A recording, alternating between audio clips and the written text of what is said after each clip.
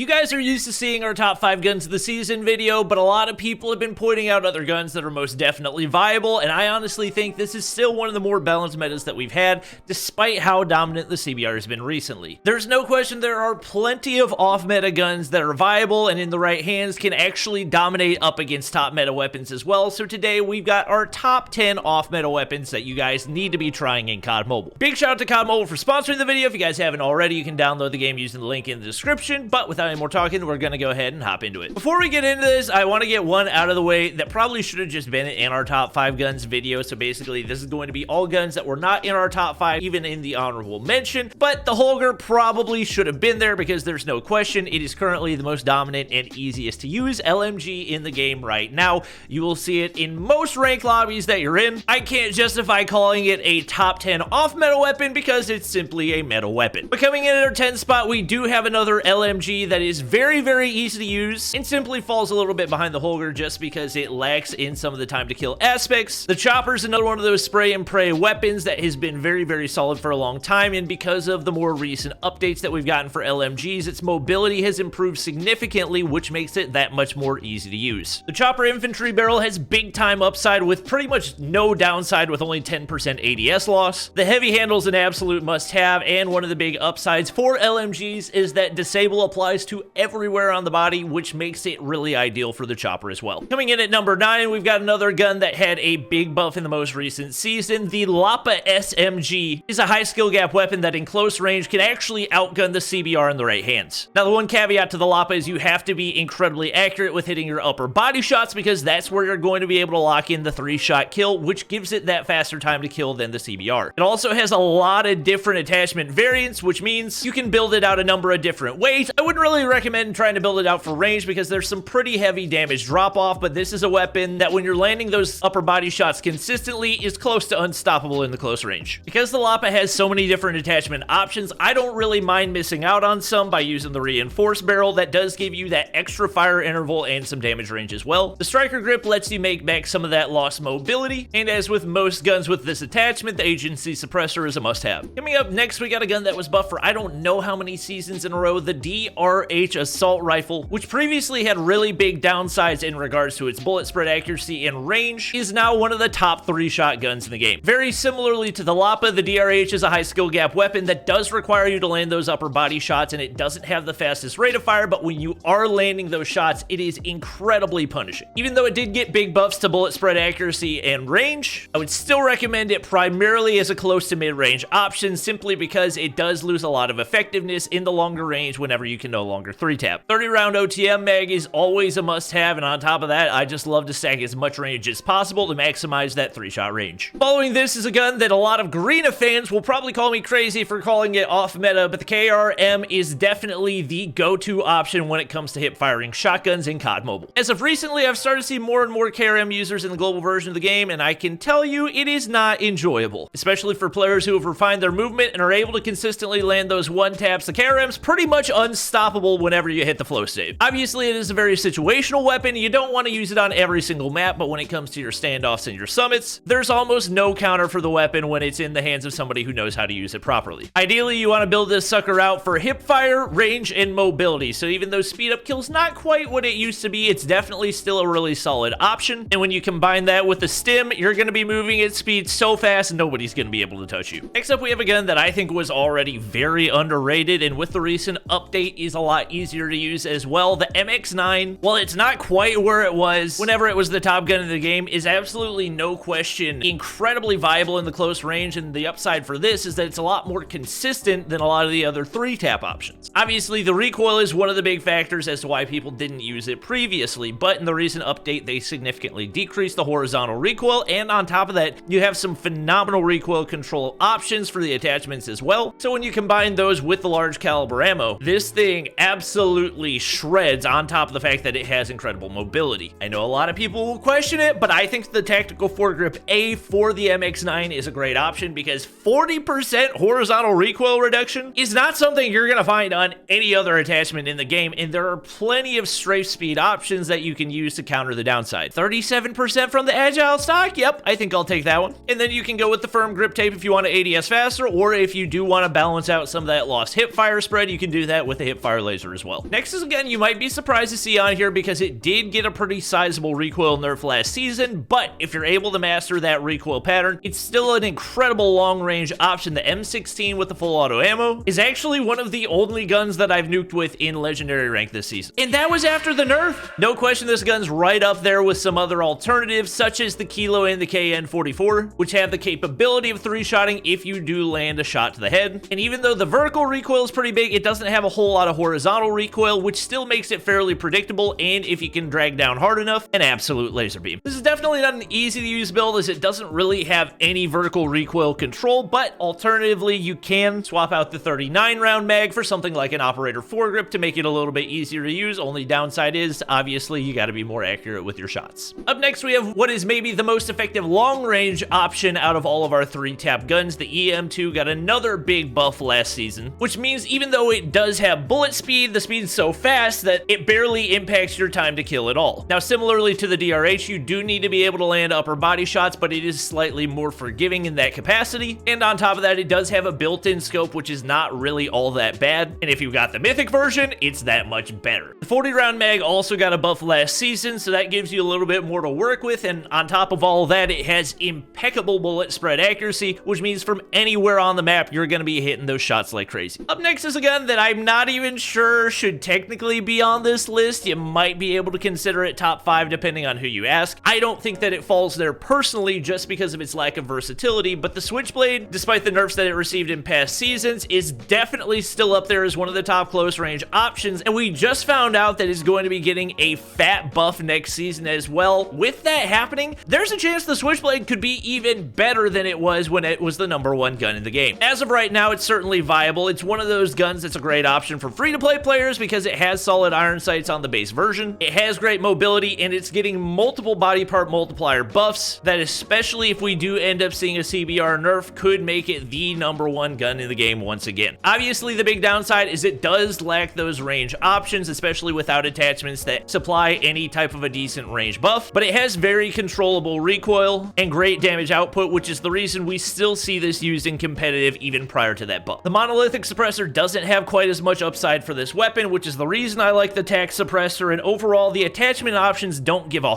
ton of upside, but the extended mag is definitely one that you need to have on there. Up next, we have a gun that has been one of the most underrated guns in COD Mobile for a long time. The UL-736 has the potential to 3-tap all the way out to 40 meters. On top of that, it's getting a new legendary next season, which I'm actually excited for. I don't typically get super excited for new legendary weapons, but the first legendary that we ever got for the UL was not good at all, and I'm excited to see what this one looks like. Especially if you have a passive playstyle, you can load this sucker out to be maximum range while still having a decent magazine capacity, because that is one of the downsides for the UL, is that its base mag is not really all that big. It's a beautiful base iron sight as well, which means if you're a free-to-play player, you don't have to worry about throwing a red dot on there, and its multipliers are much more generous than guns like the PKM, so it's another one of those weapons that is definitely a high skill gap option, but in the right hands can be better than any of the best assault rifles in the game. The one downside for the UL is it doesn't have great bullet spread accuracy, so we want to maximize that for sure, but fortunately we do have the option to use disable to slow down our enemies and make it that much easier to land those long range shots, and with very little downside, the 60 round mag is definitely worth the while. Coming into the #1 spot, I'm kind of shocked that we haven't seen this gun take over a little bit more in ranked, because the buff that it got was so big. It can outgun a lot of meta weapons at multiple ranges. The only reason that I think that it's not up there is just because of the limited magazine capacity. The HVK with large caliber ammo is an absolute monster with fast rate of fire, a ridiculous headshot multiplier that can actually result in a 2-shot if you land 2 headshots. Solid mobility and decent bullet spread accuracy as well. Across the board, the HVK is a phenomenal option, and the only reason I can think of as to why people aren't using it is, like I said before, the magazine capacity. With this build, the gun has the potential to 3-shot to the upper body without landing a headshot all the way out to 20 meters. And like I said previously, you're guaranteed a 3-shot if you hit a headshot all the way out to 35 meters. The recoil pattern is very smooth as well. If you haven't tried the HVK yet, I don't know what you're doing. That's gonna be it for the video. If you guys think I left anything out, let me know in the comments down below. Hope you enjoyed. Drop a like if you did, subscribe if you haven't already, and I'll see you guys next time.